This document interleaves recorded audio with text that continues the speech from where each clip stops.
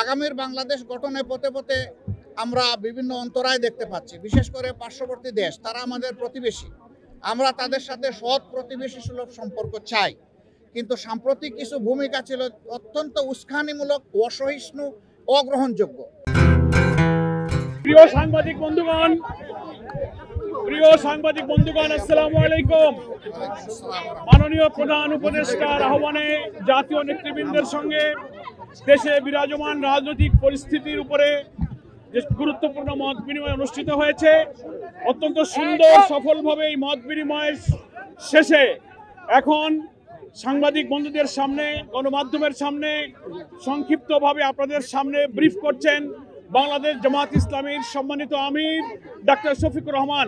মেহরবানি করে আপনারা একটু নীরব থাকবেন, ব্রিফিংটা যাতে সুন্দর পরিবেশে হতে পারে। এখন সাংবাদিক বন্ধুদের সামনে আজকের মত বিনিময় সভার উপরে ব্রিফ করছেন বাংলাদেশ জামাত ইসলামীর সম্মানিত আমির ডাক্তার শফিকুর রহমান। আসসালামু আলাইকুম ওয়া রাহমাতুল্লাহ। আপনাদের সবাইকে আজকের এই ব্রিফিংকে স্বাগত জানিয়ে আমি সংক্ষেপে দুটি কথা বলতে চাই। আপনারা কালকে সকল গণমাধ্যম এই সংবাদ পরিবেশন করেছিলেন যে মাননীয় প্রধান উপদেষ্টা আজকে সমস্ত দলের জাতীয় নেতৃবৃন্দকে এখানে আহ্বান জানিয়েছিলেন। আমরা সেখানে এসেছিলাম। দল মত আমাদের ভিন্ন, আদর্শ আমাদের ভিন্ন, পথ আমাদের এক। পথটা হচ্ছে বাংলাদেশকে রক্ষা করতে হবে। এই সব কিছুর ঊর্ধ্বে উঠে দেশ আমাদের সবার, শুধু রাজনৈতিক দল না, আমাদের সকলের, জনগণের একটা বিশেষ অংশ আপনারাও, এবং আপনাদের ভূমিকাও কিন্তু গত আন্দোলনে কারো না থাকতে পারে, কিন্তু নির্বিশেষে অনেক সহায়ক ছিল। এই জন্য সেই ভূমিকার জন্যও আমি আপনাদেরকে অভিনন্দন এবং ধন্যবাদ জানাচ্ছি। আগামীর বাংলাদেশ গঠনে পথে পথে আমরা বিভিন্ন অন্তরায় দেখতে পাচ্ছি। বিশেষ করে পার্শ্ববর্তী দেশ, তারা আমাদের প্রতিবেশী। আমরা তাদের সাথে সৎ প্রতিবেশী সুলভ সম্পর্ক চাই, কিন্তু সাম্প্রতিক কিছু ভূমিকা ছিল অত্যন্ত উস্কানিমূলক, অসহিষ্ণু, অগ্রহণযোগ্য। আপনারা এটা দেখেছেন। মিথ্যা তথ্যের উপর নির্ভর করে বাংলাদেশকে কলুষিত করার জন্য, এই সরকার এবং জনগণকে ব্যর্থ করার জন্য তারা দুনিয়ার বিভিন্ন জায়গায় অপপ্রয়াস চালাচ্ছেন এবং অপপ্রচার চালাচ্ছেন। আমরা এগুলার নিন্দা জানিয়েছি সকলের সম্মিলিতভাবে। আমরা একটা জায়গায় সবাই আমরা একমত হয়েছি যে আমাদের স্বাধীনতা, সার্বভৌমত্বের ব্যাপারে কোনো ছাড় নয়। এখানে আমরা সিমেন্টেড থাকব, যেমন অতীতে ছিলাম, যেমন সম্প্রতি 5 অগস্টে এই 24 সালে আমরা ছিলাম, এটাই আমাদের অব্যাহত থাকবে। এখানে পরামর্শ এসেছে রাজনৈতিক শীর্ষ নেতৃবৃন্দের সাথে, যেমন মত বিনিময় হয়েছে, ছাত্র সংগঠনগুলোর সাথে হবে, বিভিন্ন ধর্মীয় সম্প্রদায়ের সাথে হবে, আপনাদের সাথে হবে। আমরা সেই প্রস্তাব রেখে এসেছি এবং আমরা আশা করছি আপনাদের সাথেও মত বিনিময় হবে। এই সমস্ত অংশীজনদের সাথে মত বিনিময়ের পরে একটা জাতীয় ঘোষণা আসবে সরকারের পক্ষ থেকে। আমরা সেই ঘোষণার অপেক্ষায় থাকব এবং এই ক্ষেত্রে আমাদের যার যা প্রয়োজনীয় পরামর্শ আমরা সেটা দিয়ে সরকারকে সহযোগিতা করব। আরেকটি বিষয় আমরা অত্যন্ত ক্লিয়ারলি আমরা জানিয়ে দিয়েছি, এক্সট্রিমিজম বা চরমপন্থা যে দিক থেকেই আসুক আমরা তাকে ঘৃণা করি। এটাকে আমরা কোনো অবস্থায় প্রশ্রয় দিব না এবং মেনে নেব না। এটা যে রূপ নিয়েই আসুক, সকল রূপের আমরা চরমপন্থাকে আমরা ঘৃণা করব এবং প্রশ্রয় আমরা দিব না কেউ। এই ব্যাপারে আমরা সকলে একমত হয়েছি। আরও অনেকগুলো বিষয়ে কথা হয়েছে। আমাদের দেশের ভাবমূর্তি নষ্ট যারা করছে তাদেরকে বোঝানো যে তোমরা আমাদের প্রতিবেশী, আমরা যদি ভালো থাকি তোমরাও ভালো থাকবা, আমরা ভালো না থাকলে তোমরা ভালো থাকবা কেমনে। এই বিষয়গুলো তো আসবে, অবভিয়াসলি আসবে। তো সেই বিষয়গুলো নিয়েও আলোচনা হয়েছে। আমরা আশা করছি জাতি ঐক্যবদ্ধভাবে ইনশাআল্লাহ আগামী দিনের সকল চ্যালেঞ্জ মোকাবেলা করে আমরা চূড়ান্ত সফলতার দিকে এগিয়ে যাব। চূড়ান্ত সফলতা অর্জন না হওয়া পর্যন্ত আমাদের ঐক্য অটুট এবং মজবুত থাকবে। চূড়ান্ত সফলতা এসে যাওয়ার পরেও প্রিয় দেশের জন্য আমরা ঐক্যবদ্ধ থাকব। আপনাদের সকলকে ধন্যবাদ। আসসালামু আলাইকুম। নির্বাচন নিয়ে ছোটখাটো কথা হলেও সেটা নিয়ে কোনো কনসেনসাস হয় নাই বা ব্যাপকভাবে কোনো আলোচনা হয় না। থ্যাংক ইউ আপনাদের সকলকে, সবাইকে ধন্যবাদ। ভালো থাকুন সবাই। আরো দেখা হবে ইনশাআল্লাহ, আরো কথা হবে। আসসালামু আলাইকুম ওয়া রাহমাতুল্লাহ। দেশের সার্বভৌমত্বের বিরুদ্ধে কাজী সিদ্দিকের অবস্থান নিয়েছিলেন, তাদেরকে দিয়ে ভারত সরকার, তাদেরকে আশ্রয়প্রশ্রয় দিয়ে ভারত সরকার বাংলাদেশকে ডিস্টেবিলাইজ করার চেষ্টা করেছে তো শান্তি বাহিনী তৈরি করেছে, পাহাড়ে অশান্তি সৃষ্টি করার চেষ্টা করেছে। সিমিলারলি এখনো তাই করছে, কিন্তু ওটা তারা ফেল করেছে। 475 পিরিয়ডে তারা ফেল করেছে, কারণ জনগণ যখন ঐক্যবদ্ধ থাকে তখন কোনো বিদেশি রাষ্ট্র জনগণকে পদানত করতে পারে না। তিনি বলেছেন জনগণ ঝাঁটা পেটা করে শেখ হাসিনাকে বাংলাদেশকে দিয়েছে। শব্দটা কিন্তু কঠিন, ঝাঁটা পেটা করে ক্ষমতা থেকে নামিয়েছে এবং বলছে কত বড় নির্লজ্জ হলে তিনি বাংলাদেশকে দেশকে 1 মিনিটের জন্য শান্তিতে থাকতে দিতে চান না। আজকে যা কিছু হচ্ছে এটা কার প্ররোচনায়? শেখ হাসিনার প্ররোচনায়।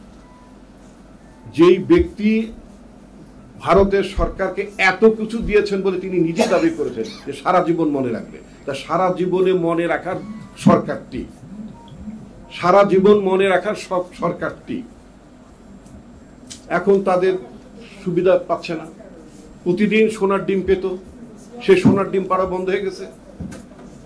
হাঁস জনগণ কেটে ফেলেছে, এটা তো সহ্য করতে পারছে না। ফলে প্রতিনিয়ত বাংলাদেশকে অস্থিতিশীল করার জন্য, বাংলাদেশকে পদানত করার জন্য তাদের একটা চক্রান্ত আছে। এই চক্রান্ত আমরা 75 সালে পরেও দেখেছি। আমরা দেখেছি তো তখন ওই কাদের সিদ্দিকীকে দিয়ে ওই সীমান্তের ওই পারে টুসটাস করানো হতো।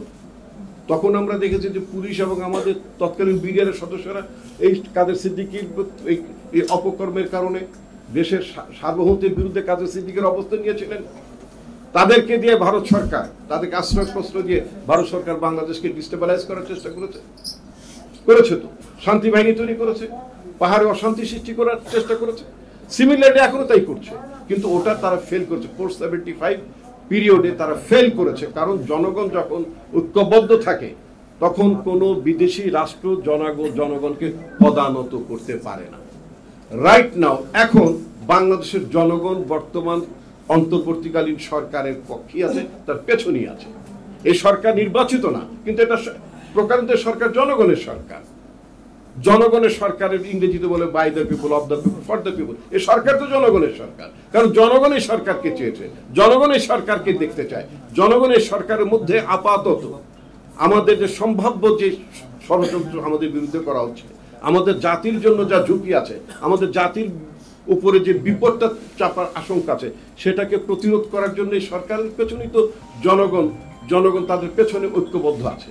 সুতরাং এটা একটা বড় মাপের শক্তি আমাদের জন্য। কিন্তু সরকার প্রধানত দায়িত্ব নিঃসন্দেহে নির্বাচন করা, কারণ নির্বাচন থেকেই সমস্ত সংকটের উদ্ভব হয়েছে। বাংলাদেশে যদি 15 বছর ধরে, যদি 15 বছরের 3টা টার্মে যদি একটা ভালো নির্বাচন হতো, জনগণ যেভাবে নির্বাচন চায়, জনগণের দ্বারা যদি সরকার গঠিত হতো, সরকার তো জনগণের দ্বারা গঠিত হওয়ার কথা, বাই দ্য পিপল মানে এটা তো জনগণের দ্বারা হতে হবে। গত সরকার বলতো জনগণের সরকার ছিল না, জনগণের সরকারকে নির্বাচিত করে নাই। তো সমস্ত সমস্যাটা জনগণ এই আগের সরকারকে মনে করতো এটা দখলদার সরকার। তো এই দখলদারিত্বের অবসানের জন্য কি দরকার? নির্বাচনী ব্যবস্থার পরিবর্তন দরকার। তো নির্বাচনটা ভালো নির্বাচন ধরলাম, পরবর্তী নির্বাচনটা একটা ভালো নির্বাচন হলো, দেন ভালো নির্বাচন হলো, একটা জনগণ ভোট দিল, ঠিক মতো ভোট হলো, মেজরিটি পার্টি ক্ষমতা আসলো। তো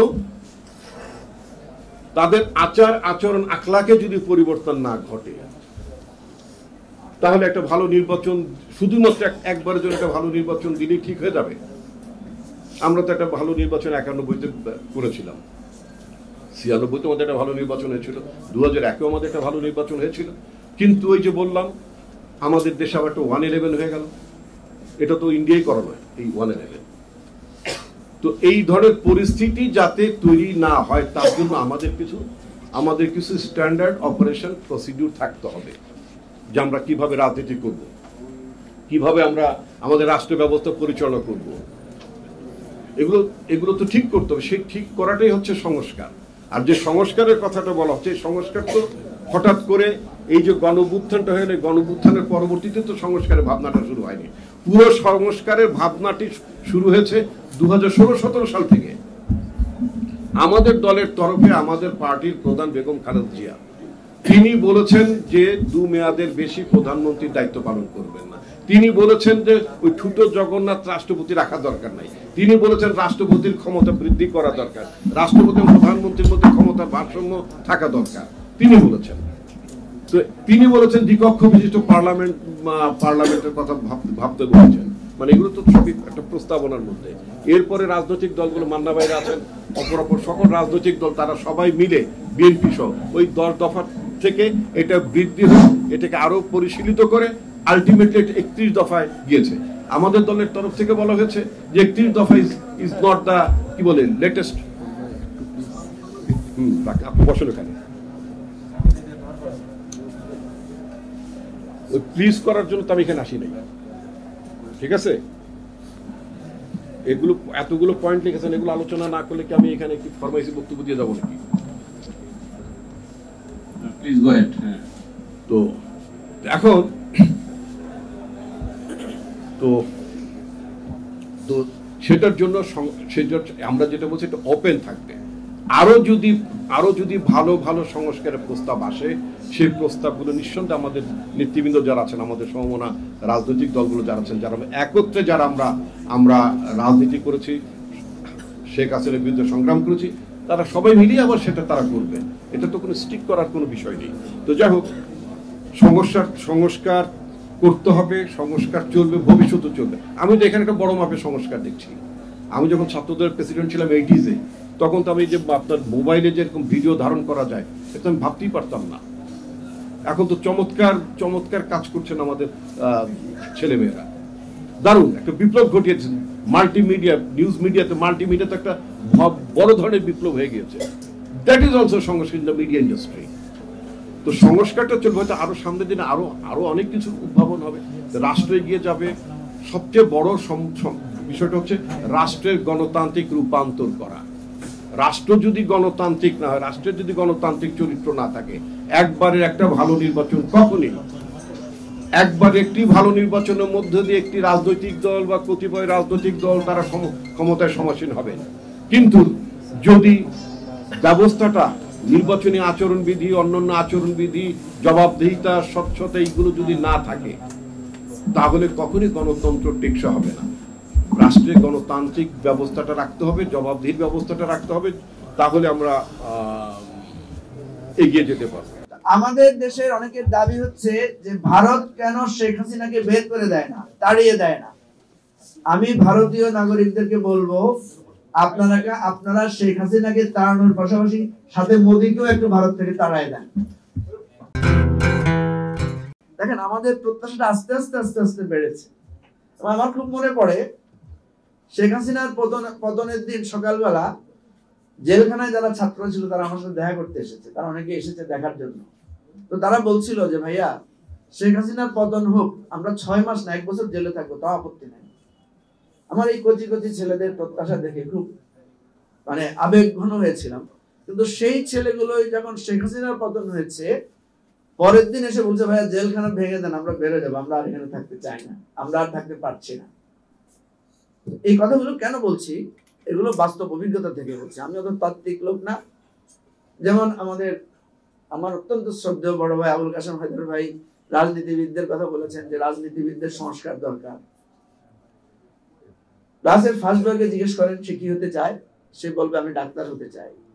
সেকেন্ড বয়কে জিজ্ঞেস করেন, সে বলবে ইঞ্জিনিয়ার হতে চায়। থার্ড বয়কে জিজ্ঞেস করেন, সে হয়তো আবু আলম শহীদ খানের মতো সচিব হতে চায়, বা আমাদের আসাদ ভাইয়ের মতো ট্যাক্স কমিশনার হতে চায়। ব্যাক বেঞ্চার, যার কোনো পথ নাই, তাকে যদি আপনি রাজনীতি করতে ছেড়ে দেন আর বলেন যে রাজনীতিবিদরা কেন ভালো হয় না, আমি তো সামনাসামনি বলছি। আবুল কাশেম হায়দারকে আমি বহুবার রাজনৈতিক অনুষ্ঠানে দাওয়াত দিয়েছি, উনি বলেছে আমি আর রাজনীতি করবো না। আপনি রাজনীতি করবেন না, আপনারা সবাই ডাক্তার ইঞ্জিনিয়ার হবেন, আর রাজনীতিবিদদেরকে বলেন রাজনীতি কেন ভালো হয় না। আর আমি তো এখন সচিবালয়ে গেলে দেখি, উপদেষ্টাদের বাসায় বাসায় ঘুরলে দেখি, বড় বড় কর্তারা, বড় বড় ডাক্তাররা, বড় বড় প্রকৌশলীরা সেখানে তাদের ট্রান্সফার, তাদের পদায়নের জন্য তারা ঘোরাঘুরি করছেন। সুতরাং সংস্কার আর বিপ্লব, এই দুটো জিনিসের বাস্তবতা বুঝলেই তারপরে আমরা পরিবর্তন আশা করবো। না হলে ইয়াহিয়া খানের জায়গায় বা আইয়ুব খানের জায়গায় শেখ মুজিব বসে যাবে, তেমন কোনো পরিবর্তন পাবেন না। এরশাদের জায়গায় শেখ হাসিনা বসে যাবে, এবং এরশাদ আরো 10টা, এরশাদ টু দি পাওয়ার 10 কত বড় ফেসিবাদী হইতে পারে সেটাই আপনি দেখবেন। আইয়ুব ইয়াহিয়ার পতনের পরে বেশি দূর যেতে হয় নাই, 73, 74, 75 বাঙালি বুঝে গেছে যে একনায়কতান্ত্রিক শাসন আর গণতন্ত্রের হত্যার ভয়াবহতা কত বেশি হতে পারে। সেজন্য ছোট মুখে আমি বেশি বড় কথা বলতে চাই না। আমি শুধু বলবো একটি বিপ্লব আমাদের জন্য অপেক্ষা করছে। আমরা যারা সংস্কারের কথা বলছি, এখানে যে পেপারস গুলো আমি দেখেছি, যে আপনি দেখেন আমরা প্রেসিডেন্সিয়াল সিস্টেম থেকে আমরা পার্লামেন্টারি সিস্টেমে এসেছি, কিন্তু কি হয়েছে? সেই প্রধানমন্ত্রী তিনিই তো প্রেসিডেন্ট হয়ে বসে আছেন, একক ক্ষমতার কেন্দ্রবিন্দু হয়ে বসে আছেন। আমাদের কি সেই দৃশ্যগুলো মনে নাই যে গ্রামে গঞ্জে একটা ছেলে মারা গেল, তার মা বলে প্রধানমন্ত্রীর কাছে বিচার চাই। শেখ হাসিনাকে মা ডেকে বলে মা আপনার কাছে বিচার চাই। তার মানে কি? তার মানে হচ্ছে থানা, পুলিশ, জজ কিছুই নাই, একটাই আছে শেখ হাসিনা। এবং শেখ হাসিনাস ম্যান নাকি একটা ছিল না, প্রাইম মিনিস্টার্স ম্যান। আমাদের সমাজে তো এটাই চালু হয়েছে যে প্রাইম মিনিস্টার্স ম্যান। সো আমি বলতে চাই যে আমরা একটা বড় অর্জন করে ফেলেছি, শেখ হাসিনা থেকে মুক্ত হয়েছি। সিরিয়াবাসী যেরকম মনে করেছিল বাশার আল আসাদ থেকে তারা কখনো মুক্তি পাবে কিনা, ঠিক একইভাবে তারা আজকে মুক্তি পেয়েছে। কিন্তু আমিও দেখলাম যে সেখানে ইন্টারিম গভর্নমেন্টের প্রধান হয়েছে কিন্তু তারই প্রধানমন্ত্রী। তো এই জায়গাগুলো কিন্তু মনে রাখতে হবে। বিপ্লব আর সংস্কারের জায়গা থেকে আমাদের চাওয়া এবং প্রত্যাশার একটা পথ আমাদেরকে খুঁজে বের করতে হবে। এখন আসেন, এই যে আমরা সংবিধান বদলালাম, ধরেন এই যে আমরা আইন বিভাগ সংস্কার, পুলিশ বিভাগ সংস্কার করলাম, ঠিক আছে, অনেক কিছু লিখলাম। সংবিধান মানে কি? এখানে অনেকেই আমরা রাষ্ট্রের সংবিধান যদি প্রণয়ন নাও করি, টুকটাক সমিতি, স্কুল গভর্নিং বডি, নানা ধরনের সংবিধান বা গঠনতন্ত্র আমরা রচনা করেছি। আমরা সাধারণত যেটা করি, আগের একটা জিনিস এনে ওখান থেকে কিছু কাটছাট করে ওটাকে আপডেট করি। আর আধুনিক পরিভাষায় যেটাকে বলে কপি পেস্ট বা কাট পেস্ট। আমি দেখেছি যে আমরা যত সংস্কারের কথা বলছি, আমরা এই ধরনের পরিবর্তনের কথা বলছি, কিন্তু আমরা কি কেউ জানি যে রাতের বেলায় ভোট নেওয়া কোন সংবিধানে লেখা আছে? ব্যালট বক্স ছিনতাই করা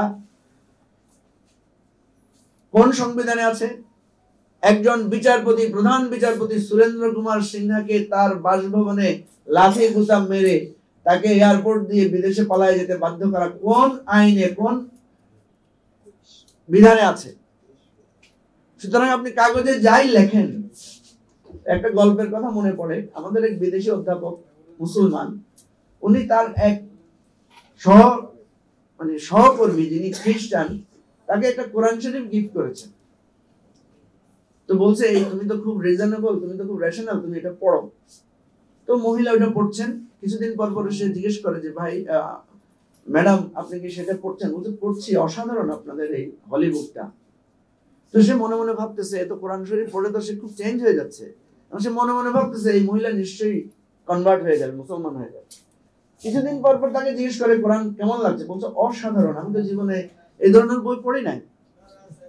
তো শেষ যখন তার কোরআন পড়া শেষ হলো, তখন সে মনে মনে চিন্তা করে গেল যে আজকে হয়তো মহিলা বলবে যে আমি আজকে তোমার ধর্ম গ্রহণ করবো। তো সে অনেক দোয়া দরুদ পড়ে মহিলার সাথে দেখা করতে গেল। বললো তোমার কি কোরআন শরীফ পড়া শেষ হয়েছে? বলছে হ্যাঁ শেষ। কোরআন শরীফটা বের করে তার হাতে দিয়ে বললো এবার সেকেন্ড বুকটা আমাকে দাও। তো সে চিন্তা করলো আমাদের তো একটাই হলি বুক, সেকেন্ড বুক তো কিছু নাই। তো বললো আমাদের তো একটাই হলি বুক, সেকেন্ড বুক বলে কিছু নাই। বলছে না, এটা তো তোমরা পাঠ করো, কিন্তু যেটা তোমরা অনুসরণ করো সেটা আমাকে দাও, কারণ এটার সাথে তো তোমাদের লাইফস্টাইলের আমি কোনো মিল দেখি না। সুতরাং যেইটা অনুসরণ করে তোমরা চলো, ওই প্র্যাকটিক্যাল গাইড বুকটা আমি দেখতে চাই। ওই ভদ্রলোক খুব এতক্ষণ আশাবাদী ছিলেন, উনি খুব হতাশ হলেন। তা আসলে আমাদের দেশটা যেই প্র্যাকটিক্যাল নর্মস দিয়ে চলে, সেই পরিবর্তনটা কিভাবে হবে? আপনি এখানে প্রেসিডেন্ট, প্রধানমন্ত্রীর ক্ষমতার ভারসাম্য আনলেন, পার্লামেন্টকে 5 বছর জায়গায় 4 বছরে আনলেন, কিন্তু এটাও মনে রাখতে হবে আমাদের 12টা নির্বাচনের মধ্যে 4টা নির্বাচন হয়েছে কেয়ারটেকার সরকারের অধীনে, এই সংবিধানের অধীনে, এই নির্বাচনের ব্যবস্থার অধীনে। এবং আমাদের কাছে এখন পর্যন্ত গর্ব করার মতো অপেক্ষাকৃতভাবে কল্যাণকর উন্নত মানের ইলেকশন ওই 4টাই হয়েছে। সেখানের মধ্যে আপনি গ্রেডিং করতে পারেন। তার মানে হচ্ছে ওই যে কে যেন বলেছিলেন, আমাদের মনে হয় সরোয়ার ভাই, যে কনস্টিটিউশন ছাড়াও রাষ্ট্র চলতে পারে। এখন আমাদের এই যে পরিবর্তন হচ্ছে না, আইয়ুব ইয়াহিয়ার চরিত্র শেখ মুজিবের মধ্যে ট্রান্সফার হয়ে যাচ্ছে, এরশাদের চরিত্র শেখ হাসিনাকে ট্রান্সফার হয়ে যাচ্ছে। এবং নির্ঘাত ধরে রাখেন শেখ হাসিনার চরিত্র কালকে আমরা যে কেউ বসলে আমাদের মধ্যে ট্রান্সফার হবে না তার কোনো মানে নিশ্চয়তা নাই। নিশ্চয়তার জন্য একটা বিপ্লব লাগবে। সেই বিপ্লবটা আমরা শুরু করেছি। আমি যেটা মনে করি 5ই আগস্ট বিপ্লবের সূচনা হয়েছে। এই আলোচনাগুলো আমাদের বিপ্লবের জন্য তৈরি করবে আমাদেরকে, কারণ আমরা আর রক্তপাত আর পরিবর্তন আর একের পর এক সেই এটা চাই না। সুতরাং প্রিয় ভাই ও বন্ধুগণ, আমাদেরকে কয়েকটা জিনিস আমি বলতে চাই যে রাজনৈতিক বন্দোবস্ত যেটা আমরা বলছি যে পরিবর্তন, রাজনৈতিক বন্দোবস্ত তৈরি করতে চাই, আমাদেরকে অ্যাকচুয়ালি এই এক্সিস্টিং সবকিছুকে ফেলে দিতে হবে, নতুন করে জন্ম নিতে হবে, নতুন করে তৈরি হতে হবে। এবং নতুন করে হঠাৎ করে তৈরি হয়ে যায় না, এটা একটা প্রসেস। যেটা এখানে শহীদ ভাই বলেছেন যে সংস্কার একটা চলমান প্রক্রিয়া, বিপ্লব একটা চলতে চলতে একটা সময় গিয়ে একটা বিপ্লবের তৈরি হয়। আমরা বারবার পরিবর্তন করেছি কিন্তু কোনো বিপ্লব করতে পারি নাই। আমি বলবো যে একটা বিপ্লবের স্বপ্ন নিয়ে আসেন, সবাই ঐক্যবদ্ধ হই, সেটাই হবে আমাদের কাঙ্ক্ষিত। আর এমনি যেটা সংস্কার, এই সরকার খুব বেশি সংস্কার করতে পারবে আমি মনে করি না, কারণ এই যে পরিস্থিতি এটাতে কিছু কিছু পরিবর্তন হয়তো হবে, এটা থেকে কিছু বেনিফিটেড আমরা হব। 90-এর গণ অভ্যুত্থানের পরেও কিন্তু আমরা বেনিফিটেড হয়েছি। আমরা যে কেয়ারটেকার অধীনে 4টা নির্বাচন, এটা কিন্তু 90-এরই একটা ফসল আমরা পেয়েছি। কোনো না কোনো ফসল দেখবেন 90-এর পরে কিন্তু টার্ন করেছে। সুতরাং আজকে আরেকটা বিষয় আমি দৃষ্টি আকর্ষণ করতে চাই, ফরচুনেটলি যে ভারত আমাদের সামনে আজকে যে হুমকিটা তৈরি করেছে, আমি শুধু এই প্রসঙ্গে একটা কথাই বলতে চাই, ভারতীয় জনগণকে বলবো, আমাদের দেশের সবাই বলে যে শেখ হাসিনাকে আপনারা ভারত থেকে বের করে দেন। মান্না ভাই আসছেন, ডাক্তারের এখান থেকে এতটুকু আসতে এতক্ষণ লাগে, বুঝে নেবার সংস্কার কিভাবে হবে বাংলাদেশে।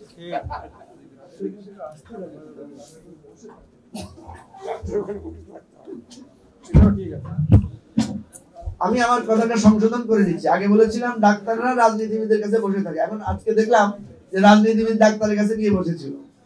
সুতরাং ভাইস ভার্সা আছে।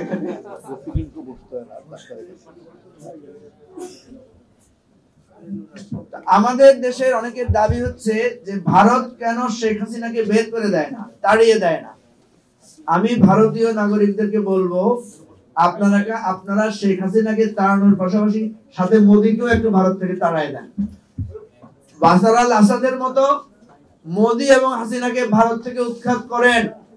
মোদির এই অপশাসন যদি ভারতে চলতে থাকে তাহলে ভারত ভেঙে খান খান হবে, ভারতের রক্তের বন্যা বইবে, ভারতের সার্বভৌমত্ব ক্ষতিগ্রস্ত হবে।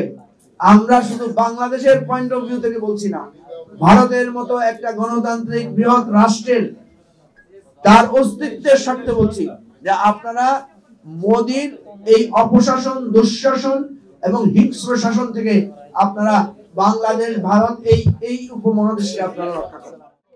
আসসালামু আলাইকুম ওয়া রাহমাতুল্লাহ। আমি মাওলানা আব্দুর রব ইউসুফি, সহসভাপতি জমিয়তুল উলামা ইসলাম বাংলাদেশ।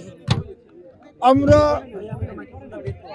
সরকার আমাদেরকে আহ্বান করেছিলেন, আমরা দেশ জাতি স্বার্থে আমরা আমাদের এই বর্তমান তত্ত্বাবধায়ক সরকারের সঙ্গে আমরা সবাই একসাথে আছি, যে কোনো পরিস্থিতিতে আমরা সরকারের সঙ্গে থাকব এবং দেশের পক্ষে আমরা অবস্থান নিব। আমরা এই কথা বলেছি যে আপাতত বাংলাদেশের কোনো নাগরিক ভারতে যাওয়া সমীচীন নয়, সরকারের দৃষ্টি আকর্ষণ করেছি। এবং ভারতীয় নাগরিক সবার প্রতি আমাদের আপত্তি না থাকলেও ইসকন নামক যে সংগঠন আছে, এটাকে সন্ত্রাসী সংগঠন, তাদের কোনো লোক যেন আমাদের দেশে আপাতত আসতে না পারে। আমাদের দেশে এসে তারা আমাদের স্থিতিশীলতা বিনষ্ট করতে পারে, সাম্প্রদায়িক সম্প্রীতি নষ্ট করতে পারে। এই জন্য আপাতত সকল ভারতীয় নাগরিককে ভিসা না দেওয়ার জন্য আমরা আহ্বান জানিয়েছি। মাওলানা আব্দুর রব ইউসুফি, সহসভাপতি জমিয়তুল উলামা ইসলাম বাংলাদেশ। এখন আমার মহাসচিব মঞ্জুর ইসলাম আফিন দিয়ে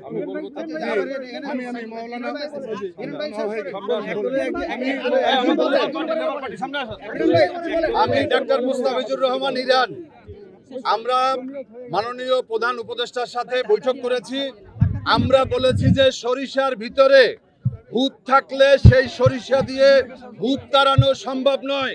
সর্বপ্রথম উপদেষ্টা পরিষদে আমরা দেখেছি যে বিভিন্ন ফ্যাসিবাদের দোসররা রয়েছে, তাদেরকে অপসারণ করা দরকার এবং বাংলাদেশের সচিবালয় থেকে শুরু করে আমাদের বিভিন্ন জায়গাগুলোতে এখনো আওয়ামী লীগ রয়েছে এবং ফ্যাসিবাদের দোসর রয়েছে। বিভিন্ন রাষ্ট্রের যে সমস্ত রাষ্ট্রদূত রয়েছে তারাও কিন্তু আওয়ামী লীগের দোসর। তাদেরকে যদি পরিবর্তন করা না হয়, তাদেরকে যদি সরানো না হয়, তাহলে বিভিন্ন জায়গাতে বিভিন্ন দেশে দেশে এই অন্তর্বর্তীকালীন সরকার এবং 5ই আগস্টের বিপ্লবের বিরুদ্ধে তারা অংশ নেবে।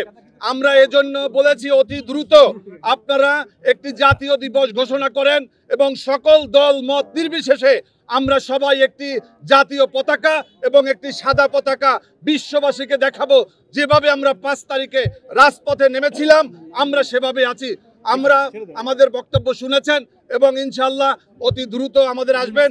আমরা বলেছি যে আমাদের সাংবাদিক বন্ধুদের আজকে যেই অপপ্রচার, ভারতীয়রা এখানে যেই ধর্মীয় উন্মাদনা, এখানে একটা যেই ধর্মীয় যেই ক্লাস সৃষ্টি করার জন্য যে অপচেষ্টা করছে, তাকে আমরা মিডিয়ার বন্ধুদের মধ্য দিয়ে তাদের মাধ্যমে আমরা তথ্যগুলোকে জাতির সামনে উপস্থাপন করতে চাই, বিশ্ববাসীর সামনে উপস্থাপন করতে চাই। আপনাদের সবাইকে ধন্যবাদ। সরকারের প্রতি আহ্বান জানিয়েছি সারা বাংলাদেশে 64টা রাজনৈতিক জেলায় শান্তি সম্প্রীতি সমাবেশ করার জন্য কোনো হটকারিতা করা যাবে না, কোনো উস্কানিতে পা দেওয়া যাবে না এবং নতজানু হওয়া যাবে না।